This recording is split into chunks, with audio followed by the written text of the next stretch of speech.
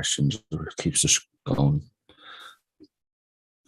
slow in parts. Yeah, seems to be one of the days. Right, so that should be hello everybody. That shouldn't be hello everybody. That doesn't make sense. But be hello, mute that, and then I can move this over here. I am boss me, you know. We've done like a little hack or something. To an extent, yeah. No, you know the way I said I've hooked like one of my work monitors up to my laptop. Yeah. So I put YouTube on the other monitor. Oh, right, okay.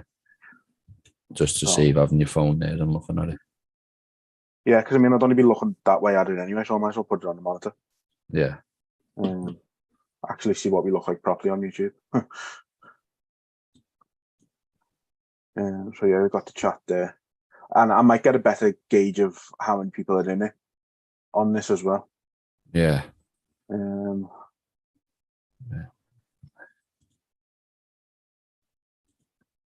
Yeah, all good. We'd seen me twice, like, but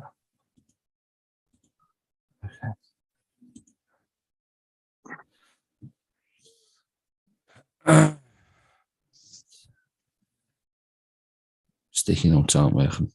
I'll send Lexi the link. you can get them on your phone now, I suppose, now that you don't need to use it for YouTube if you need to. Yeah, true. Okay, we'll do that. Let's get a thing.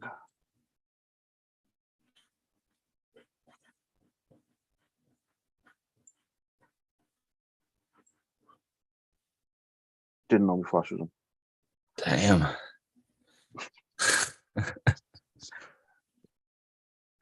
Kind of broke. That looks so bad, doesn't it? Shit. Heaton's breaking the place. Just It's his place, the though, so we phone. can break it. Let's say that again.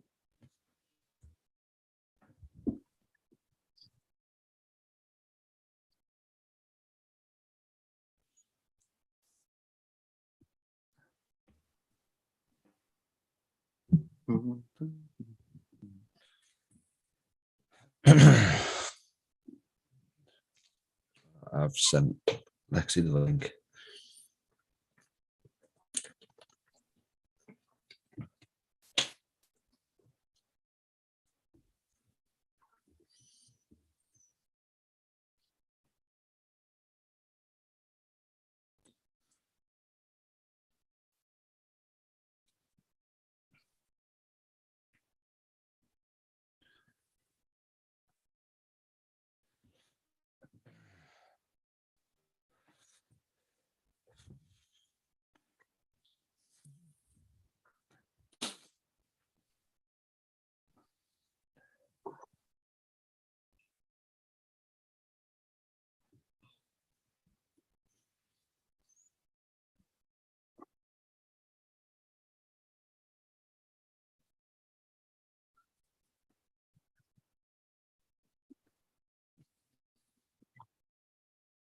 I don't know if you meant to turn your camera off, like, but No, I didn't knock it off. Pulled the wire off a little bit by accident. all right.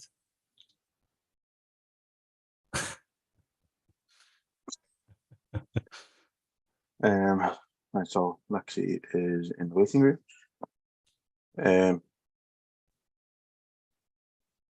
I'll let you go first. Save doing rock, paper, scissors, so I'll just let you go first. All right.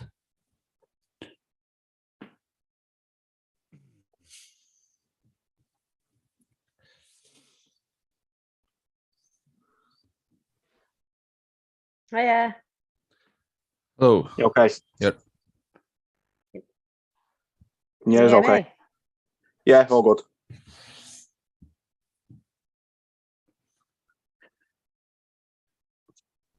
Oh, there we go.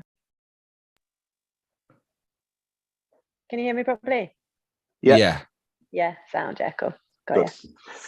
How things? Right. You're okay? Yeah, I'm all good. Bit tired from sparring night, but I'm all good. Yeah, good stuff.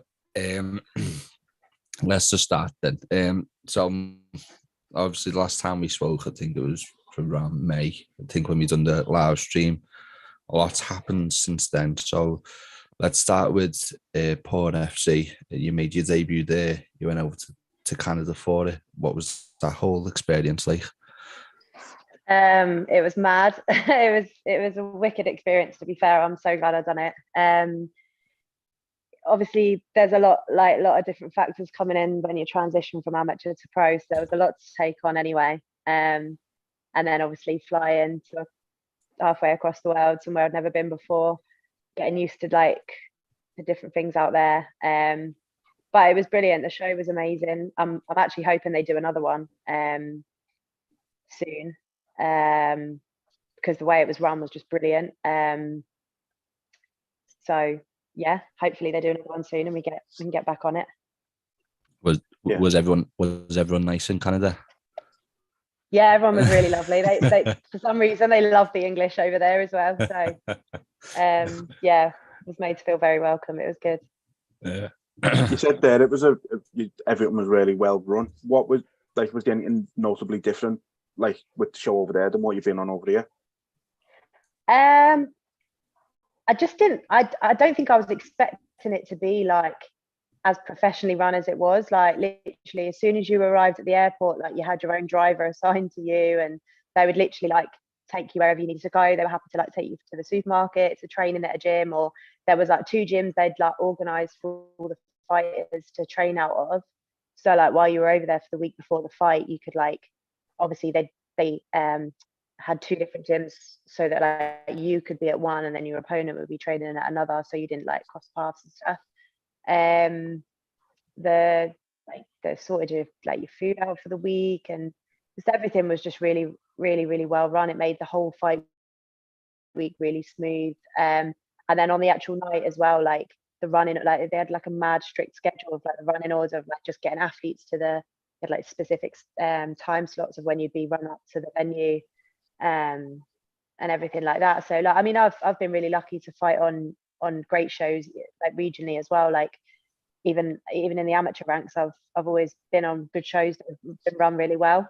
But this was like next level. I was like, wow, this is cool. I can get used to this. Like, but yeah, it was good.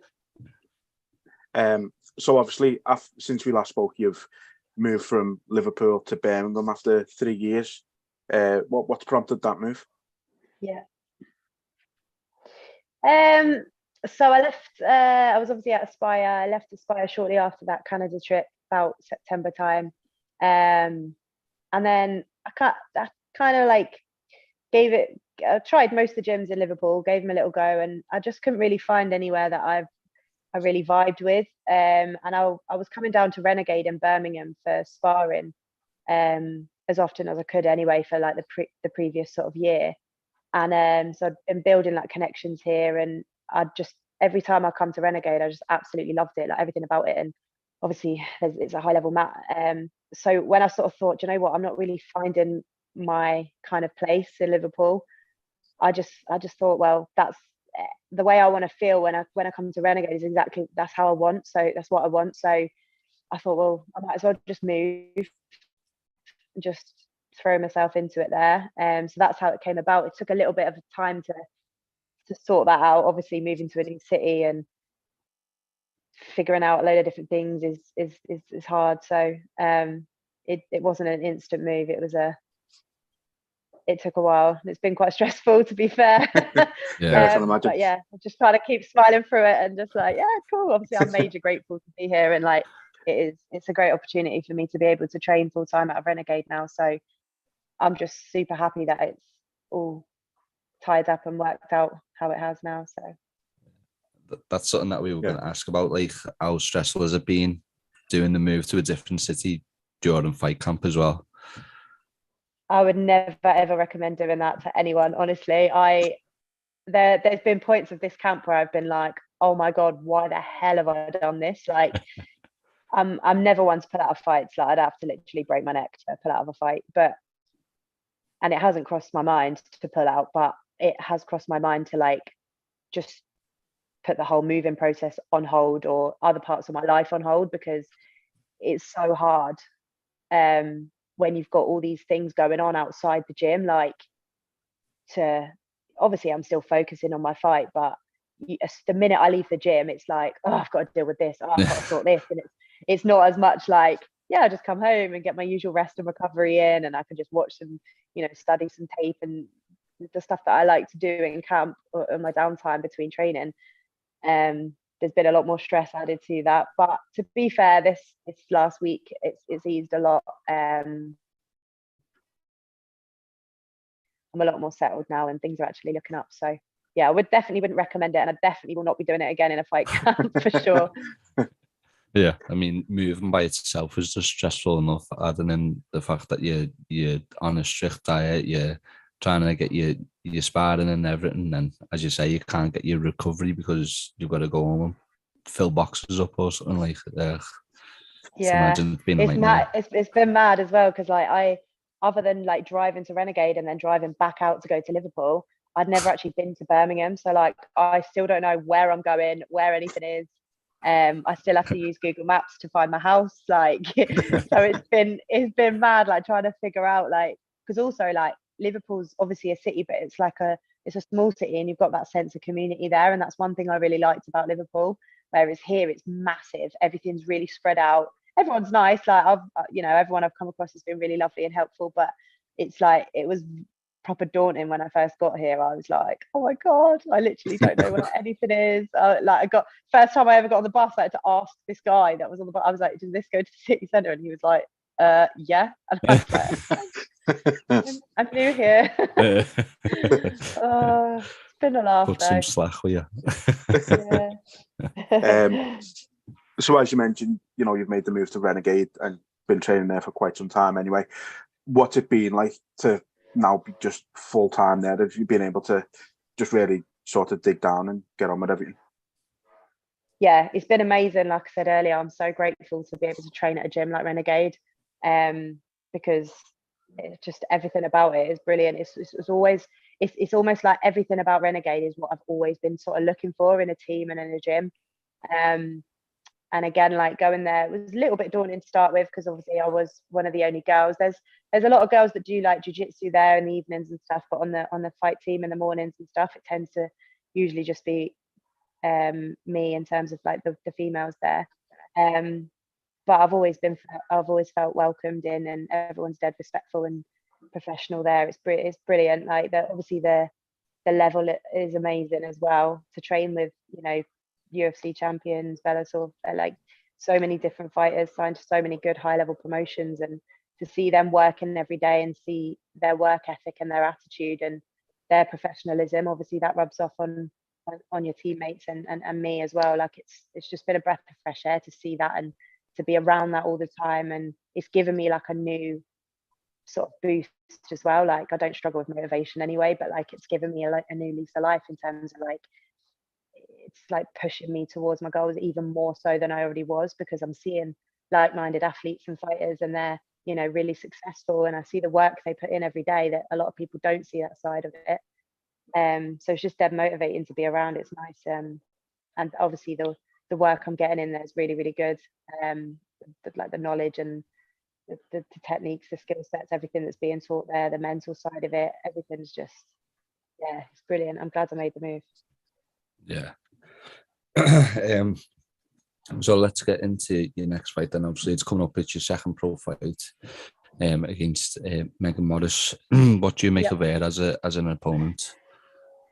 I've got a lot of time for Megan. Obviously we used to train a little bit together. We've done the IMAFs together. She's similar to me. I know she dedicates her life to the sport, and she's got big goals and aspirations. So I've got nothing but respect for her. I think it'll be a very exciting fight. I think it's going to be a really, really good scrap. We used to have some really good spars. She was one of my main sparring partners for that reason. We gave each other really good rounds. So I know she's gone off as well, and like ventured in camps in other gyms, like high level, and gym she's at now is really good. So I know she's always going to be like leveling up since the last time we sparred. So, and obviously as have I. So I think it's going to be a very, very exciting fight on the night. Yeah, definitely. You mentioned there that you were training partners in the past. Was there any hesitation accepting the fight, or was it just business as usual? There was no hesitation on my part, no. Because to be honest, I think obviously there is a lack of women in the UK, especially in the pro scene at the moment. So they will have to cross paths, and it is, you know, just strictly business. So, and you know, it'd be silly for me to sit back and moan that I can't get booked to fight in this country, and then for Megan to sit back and moan about the same thing, when really, if we can meet in the middle at a catch weight, we can fight each other, and then we're both still getting that experience and that cage time. So yeah, there wasn't any hesitation on my part. Obviously it's like when I first accepted it, I was a bit like, oh, it's a bit weird, I've never fought a mate before.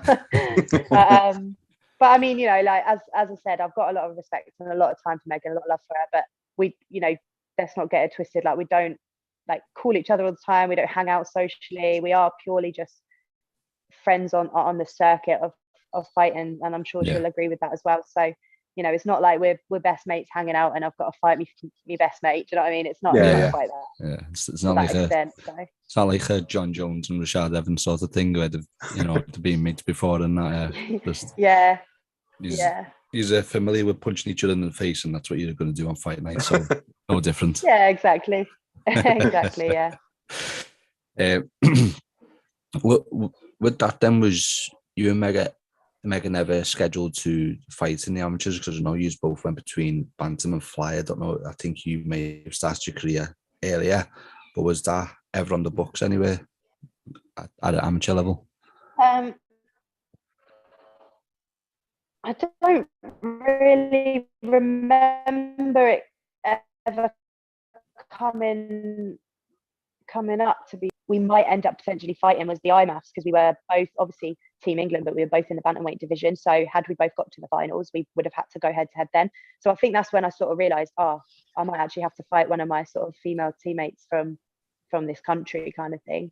And she was the same, but it was the same sort of thing back then. But we never really, I don't think there was ever really a time where we were potentially gonna get matched. And then more towards the pro, when we both sort of she turned pro before me. Well, I think we turned pro around the same time. I just couldn't get a fight. And then it started sort of circulating like, maybe you could fight Megan. And we were meant to fight last year, sort of back end of last year, but it was sort of in a transitional period where she was moving to another gym or high level, I think. And it just wasn't the right timing for her, which again, I respect, because, you know, I appreciate the fact that she wanted to have a good camp. And if we're going to fight each other, I want her to bring the best version of herself. So I'm glad that that decision was made, and I feel like it's happening at the right time now. Yeah, definitely. So you kind of touched on this, I suppose, a little while ago, about there being not so many females on the circuit in the UK at the minute. How important then do you feel promotions like Palace and Invicta are to female fighters? I think they're majorly important. I think that's one thing I loved about Poor FC as well. Like, obviously being a female only promotion, because the only other one that exists is Invicta. I might be wrong there, I might not know of certain ones, but I think it's majorly important. I mean, I think the sport is definitely growing for women now, and I think women are getting a lot more opportunities. But like, for example, if you look at UKFC, I think there's only my fight and maybe one other female fight on it. And that's not necessarily down to UKFC, that's probably just down to the lack of women in the country, but or whatever other reasons. But I think it's great that we do have these platforms that we can get on. Like, that's the other thing with Poor FC as well. That's why I'm really hoping that they do another show, because they were really like hot on getting like European and English girls out there as well. Because obviously when I was over there, they were speaking about how they wanted to boost it more for women in Canada. And then we were basically saying, like, we have similar issues in the UK. Like, it is hard to get matched for women. There's not a lot going on. So yeah, it was brilliant to have that, and they were really trying to push it for females as well. So I think it's brilliant having those shows. If we could get more of them, that would be brilliant. But obviously, the normal shows are just as good as well. Like I've always been matched on. That was the first female only show I'd ever been matched on. Before that, I'd always got on regional shows anyway. So, yeah. Well, would you like to see an all-female show at like a regional level? I think so. Yeah, I think that would be really, really good. I think if we could get like a UK female only promotion that was, you know, amateur and pro as well, I think it'd be really good, because I was saying this to someone the other day, like there's not a major lack of women anymore in this country for the sport. There is, in terms of pro, there's a small pool of women pro in this country, and obviously we're kind of like miles apart. Like they're either like already signed to the USC or they're just beginning, like I am, in the pro ranks. But the amateur side of it is massive now. There's so many female amateurs now in this country, and good ones as well. Like some of them have just gone and done the IMAFs, and like they're coming up. And I think like there's definitely a market there for like a female only promotion in this country, 100%. Yeah. To sort of go off that then, who were your sort of idols and inspirations when you were starting out in the sport? Do you know what? I get asked this a few times and I always struggle to answer this question, because I've never really sort of like idolized anyone. When I first started the sport, I didn't really go into it because I'd seen like Ronda Rousey or I don't know, Paige Van Zandt or someone like that. I didn't really see any women and be like, oh, I want to do what they do. It was mainly just like my mates around me that were training and fighting, like a lot of the lads in my gym when I first started down in Eastbourne. I'd see them go and fight, and that inspired me to get started and actually start fighting. And I think just now there's definitely women that I do look up to. Like I think a big one for me is McCall. I always see her, and I think Green Island in Liverpool, and she's got a daughter and she just has to tackle all this other stuff. And I just think it's nice for us girls to see that when we're trying to juggle everything we've got going on in our lives and like get somewhere with it as well. It's nice to see other women smashing it like that, and you know, being successful and showing that side of their life as well. Obviously we've got Meatball Molly. She's doing great things for the sport. I think she was just out at the IMAFs as well. Yeah, I haven't really got like a specific idol really. I just want to, I think my motivation for me is like my family, my loved ones around me. Like I want to do better and be better for them. And also just for myself. Like the reason I started this sport was because I was in a bad place, and I want to make sure that I'm constantly evolving and getting better and never sort of sinking back into that place that I was in. So for me, it's more just about like my personal growth. And yeah. So was MMA a big thing for you personally? Obviously, you mentioned being in a tough place there. Was MMA a big help for you, essentially, for someone who may be in a similar situation? I guess I asked that. Yeah, definitely. Like, I mean, it definitely helped me. It helped pull me out of that place 100%. I actually kind of fell into the sport. Like I didn't really know a lot about the sport at all. And I didn't really seek it either. I didn't go out and seek it out. I actually kind of stumbled across like a boxing gym and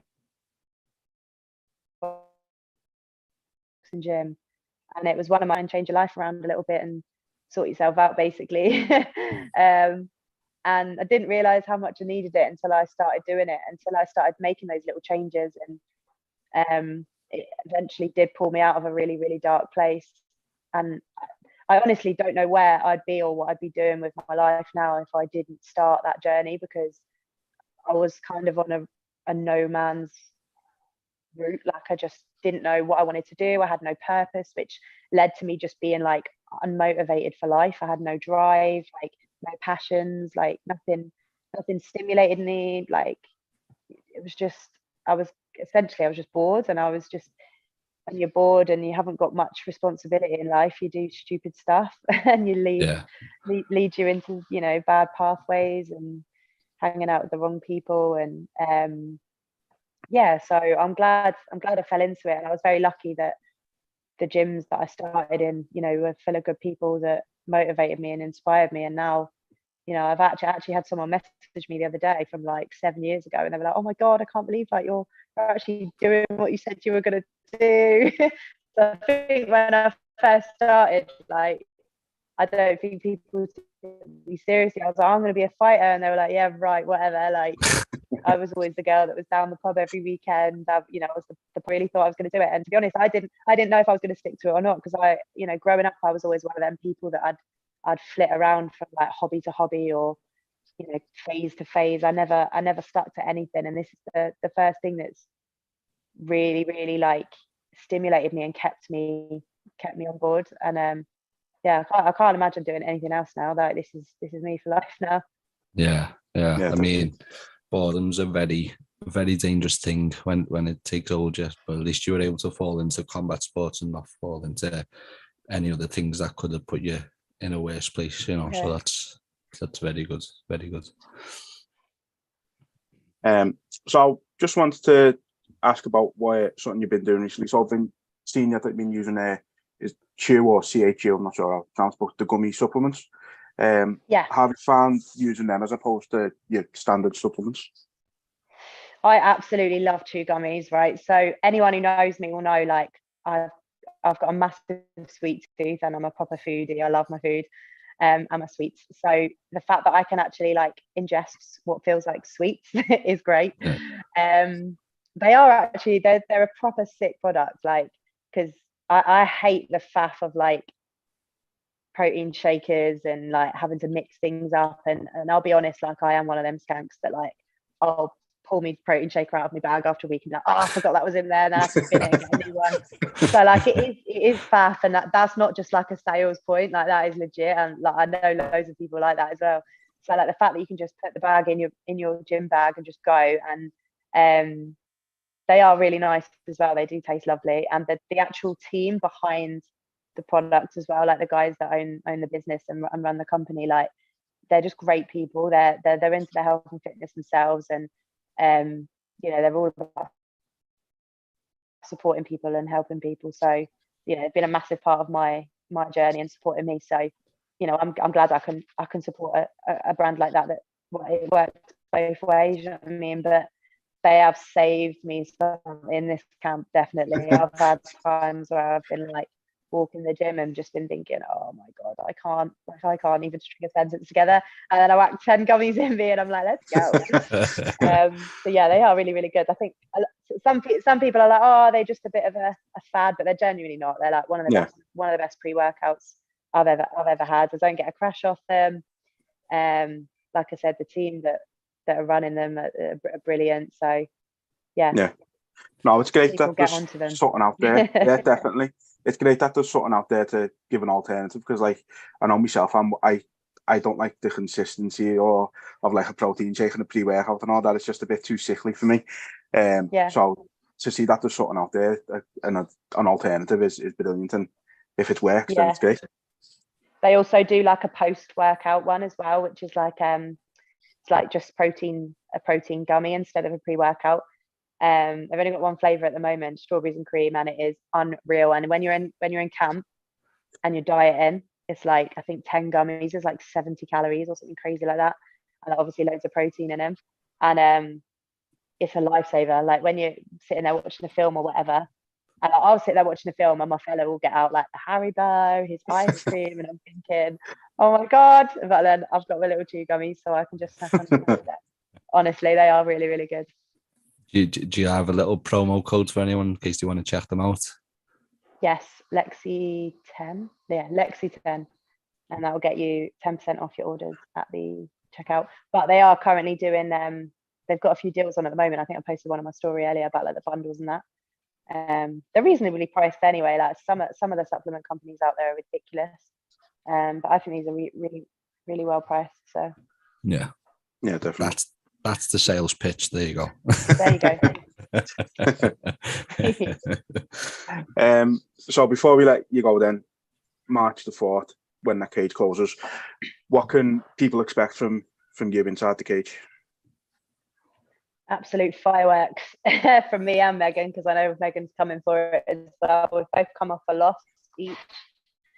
So, yeah, I obviously can't speak for Megan, but I know personally myself, I'm hungry for this win. Like, I can't even tell you.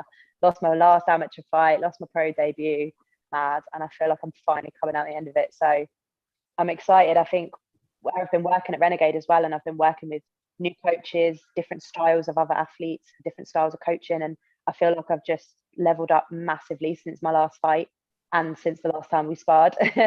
So I wouldn't be surprised if she comes into that cage thinking, oh, I wasn't expecting this, I wasn't expecting that. Like, it is definitely going to be the better, newer version of myself. So yeah, I'm excited for it. Yeah, great. Well, thank you very much for joining us. Obviously, we know it's a stressful time with the move and fight camp, so really appreciate you taking the time out to join us. No worries. Thanks for having me on. No problem. Best of luck on the 4th. Thank you. Cheers. Take care. Yeah. Bye.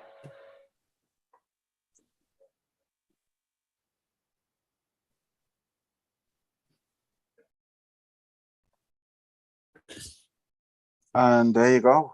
Lexi Rook. Going by Chew Gummies. Yeah. Lexi 10 for a little discount. There you go. Yeah. Yeah. Thanks for joining us, everyone. Don't think we didn't get any questions, sadly. Which seems to be the way more often than not. But hey ho. So yeah, thanks everyone for joining us. I think that's it from us this weekend. So yeah. Well, I don't think we're too busy next week. A few things going on, so we can't really commit to too many next week. But I think we've got a couple, haven't we? So yeah. So you still get to see us. Don't worry. That you don't miss us completely. But just well, that's the good thing or the bad things. Like take it as what it is, I guess. Yeah. Definitely a good thing in it. Let's be honest. But yeah, nice one everyone for tuning in, and take care. We will see you all very soon.